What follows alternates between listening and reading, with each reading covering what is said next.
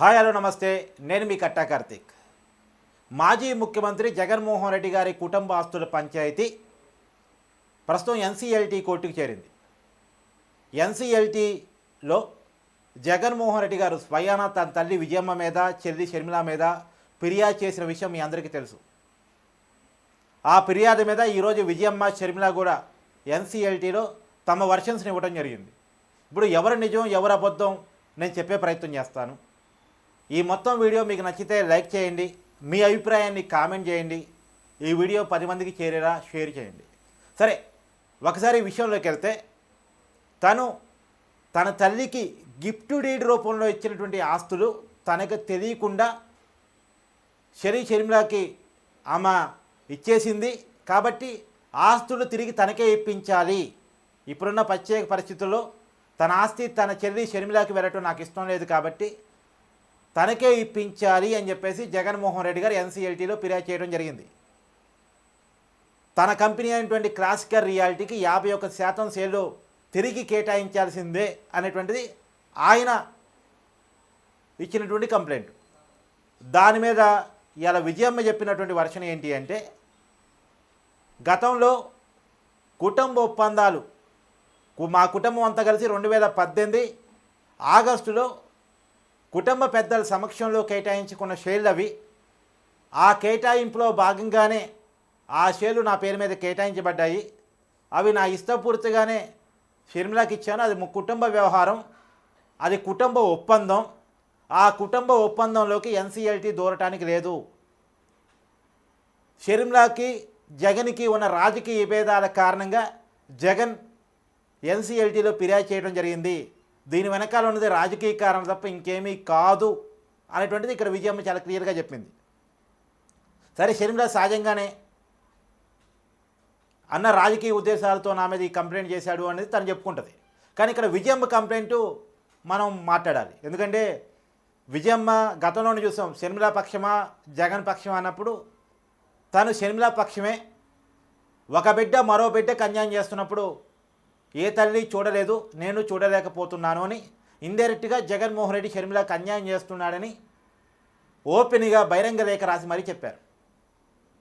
ఏమీ లోపల చేసిన కామెంట్ కాదు, బహిరంగ లేఖ రాశారామ. అంటే జగన్మోహన్ రెడ్డి గారు షర్మిలకు అన్యాయం చేస్తున్నారంటుంది. సరే, వాస్తవంలోకి వెళ్ళినప్పుడు ఇక్కడ అన్ని వర్షన్లు తీసుకుందాం మనం. జగన్మోహన్ రెడ్డి గారు ఏమంటారు, నేను విజయమ్మకి గిఫ్ట్ రూపంలో ఇచ్చాను, గిఫ్ట్ డీడ్ రూపంలో ఇచ్చాను. సహజంగా మనకు అర్థమయ్యే భాషలో మాట్లాడుకుందాం. మనం ఒకరికి గిఫ్ట్ ఇచ్చాం, ఆ గిఫ్ట్ వాళ్ళు ఇంకొకరికి ఇచ్చుకున్నారు. అంటే వాళ్ళ బిడ్డలకి ఇచ్చుకున్నారు, వాళ్ళ బంధువులకి ఇచ్చుకున్నారు, వాళ్ళు ఇంకొకరికి అది ఇచ్చేసుకున్నారు. కానీ వాళ్ళకి ఇచ్చారు కాబట్టి ఆ గిఫ్ట్ ఇవ్వటం నాకు ఇష్టం లేదు, తిరిగి ఇవ్వండి అంటే ఇచ్చిన గిఫ్ట్ని ఎవరైనా అడుక్కుంటారా? అంటే జగన్మోహన్ రెడ్డి గారి వర్షంలోనే మాట్లాడుకుందాం మనం. అది గిఫ్టా, ఇవ్వాల్సిన రైటా, అది పక్కన పెట్టేద్దాం. గిఫ్ట్ మనం ఒకరికి పెళ్ళికో, ఫంక్షన్కో లేదా ఇంకో కార్యక్రమం కాడో పోయి ఒక గిఫ్ట్ ఒకరికి ఇచ్చాం మనం. తర్వాత ఏదో కారణం చేత వాళ్ళు మనకు నచ్చలేదు, మళ్ళా వెళ్ళి నా గిఫ్ట్ నాకు ఇచ్చేయి అని అడుక్కుంటామా? మీరు కామెంట్ చేయండి. మీరు ఎప్పుడన్నా మీరు ఇచ్చిన గిఫ్ట్లు అడుక్కున్నారా తిరిగి? సరే, అది జగన్మోహన్ రెడ్డి గారి వర్షంలో మనం ఆలోచించుకోవాలి. రెండోది, విజయమ్మ గారి వర్షంలో ఆలోచించుకున్నప్పుడు 2018 ఆగస్టు 31న వాళ్ళ కుటుంబ పెద్దల సమక్షంలో మీటింగ్ పెట్టుకున్నారు. ఆస్తుల వాటాల మీద మాట్లాడుకున్నారు. ఆస్తుల వాటాల మీద మాట్లాడుకునే క్రమంలోనే జగన్మోహన్ రెడ్డి గారు విజయమ్మకి సరస్వతి పవర్ అండ్ ఇండస్ట్రీకి సంబంధించినటువంటి ఆస్తుల షేర్లని ఆమె పేరు మీదకి మార్చారు. మరి ఆమె పేరు మీదకి కుటుంబ ఒప్పందాల ఫలితంగా వచ్చిన తర్వాత ఇది తన ఇష్టం కదా. తన కూతురికి ఇచ్చుకుంటుందా, కొడుక్కి తిరిగి మళ్ళీ ఇచ్చుకుంటుందా, లేదు తన చేతుల్లోనే ఉంచుకుంటుందా, పూర్తిగా తన అభిష్టం కదా. కుటుంబ ఒప్పందాల ఫలితంగా వచ్చిన తర్వాత తన ఇష్టం కదా.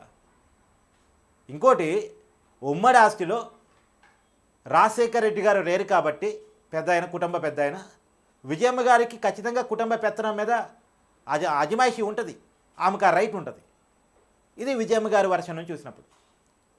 సరే, షర్మిల ఆమె చేసే గోల నాకు ఆస్తుల్లో అన్యాయం చేశాడు, రాజకీయంగా అన్యాయం చేశాడు, నన్ను నా తల్లి విజయమ్మని జగన్మోహన్ రెడ్డి రాజకీయంగా వాడుకుని వదిలేశాడు, పైగా మా మీదే అబండాలు వేశాడు, మా క్యారెక్టర్ను అవమానించేలా ప్రచారం చేశాడు. ఇవన్నీ షర్మిల రోజు చెప్తున్న మాటలే, అవి నేను కొత్తగా చెప్పవసరం లేదు. సరే, ప్రజల కోణం నుంచి చూద్దాం.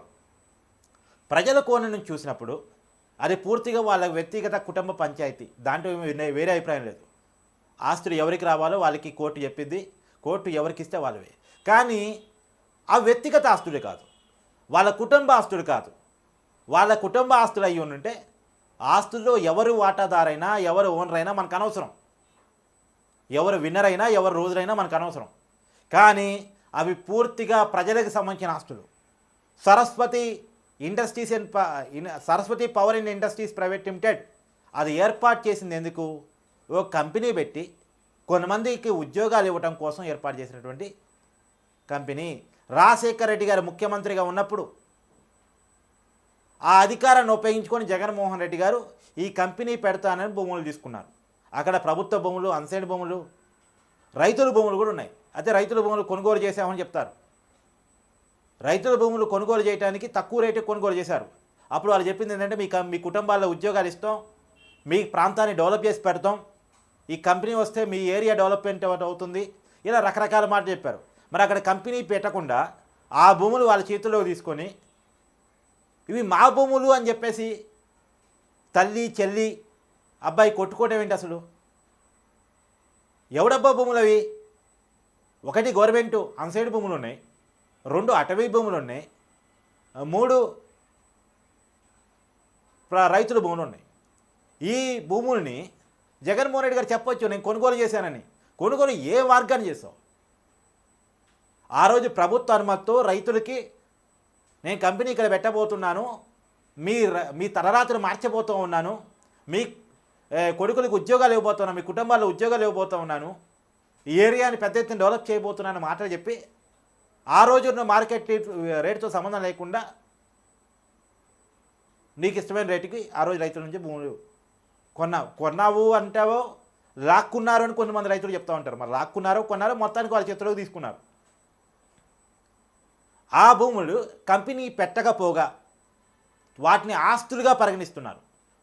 ఆ ఆస్తులుగా పరిగణించి వాటి కోసం ఇలా వీరంతా కలిసి కోర్టులో కొట్టుకుంటూ ఉన్నారు.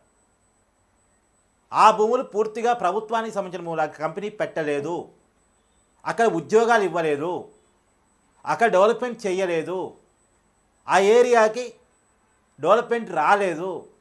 ఆ రోజు ఏ మాటల ద్వారా అయితే పర్మిషన్ తెచ్చుకున్నారో, ప్రభుత్వ అథారిటీస్ నుంచి పర్మిషన్ తెచ్చుకున్నారు కంపెనీ పెడతామని చెప్పేసి, కానీ పెట్టలేదు. కాబట్టి రైతులకి పూర్తిగా తమ భూములను వెనక్కి తీసుకునే హక్కు ఉంది, ప్రభుత్వానికి తమ భూముల్ని వెనక్కి తీసుకునే హక్కు ఉంది. ఎందుకంటే ప్రభుత్వం అనేక రాయితీలు అప్పుడు కంపెనీ పెడతానంటే ఇచ్చింది. కాబట్టి పూర్తిగా ప్రభుత్వానికి హక్కు ఉంది ఆ భూములను వెనక్కి తీసుకునేటువంటి హక్కు.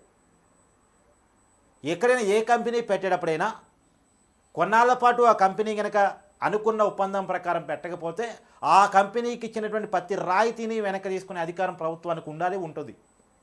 కాకపోతే గతంలో ప్రభుత్వం వెనక్కి తీసుకుంటే జగన్మోహన్ రెడ్డి గారు కోర్టుకి వెళ్ళారు, నేను రైతుల నుంచి భూములు కొనుక్కున్నాను అని చెప్పేసి. ఆయన ఎంతసేపటికి రైతుల నుంచి నేను భూములు కొనుక్కున్నాను అని ఒక లీగాలిటీని చూపిస్తూ ఉన్నాడు. కానీ ఆ రోజు ఏ రేటుకి కొన్నావు, ఈరోజు దాని రేట్ ఎంత, ఆ రోజు ఏ మాటలు చెప్పావు, ఆ మాటను నిలబెట్టుకున్నావా లేదా, ఇది కదా మాట్లాడాల్సింది. ఇప్పుడు ప్రభుత్వం కూడా దీని మీద చాలా సీరియస్గా రియాక్ట్ కావాలి. పర్యావరణ నిబంధనలకు వ్యతిరేకంగా అక్కడ ఉన్న అటవీ భూమిని, పర్యావరణటువంటి ఇష్యూస్ని కూడా పక్కన పెట్టి అన్సైడ్ భూమిని, చెరువులని, కుంటల్ని, అంటే మామూలుగా ఎఫ్టీఎల్ పరిధిలో బఫర్ జోన్స్లో ఏ కంపెనీ పెట్టుకోవడానికి ఉండదు. కానీ ఆ రోజు ఉన్నటువంటి రాజశేఖర రెడ్డి గారి గవర్నమెంట్ అవన్నీ పరిగణలో తీసుకోకుండా పర్మిషన్ ఇచ్చింది. ఎందుకంటే పుత్రుడి మీద ఉన్న ప్రేమ, కొడుకు మీద ఉన్న ప్రేమ. కాబట్టి ప్రజల ఆస్తులతో నీది నాది అని కొట్టుకోవటం అనేటువంటిది ప్రజల వైపు నుంచి చూసినప్పుడు కరెక్ట్ కాదు. అది విజయం ఆస్తి కాదు, జగన్ ఆస్తి కాదు, షర్మిల ఆస్తి కాదు, అది పూర్తిగా ప్రజల ఆస్తి, ప్రభుత్వ ఆస్తి. ఈ ప్రజల ఆస్తిని, ప్రభుత్వ ఆస్తిని ప్రభుత్వం స్వాధీనం చేసుకుంటుందా లేదా అనేటువంటిది ఇప్పుడున్నటువంటి కూటమి సర్కారు చెప్పాల్సిన మాట.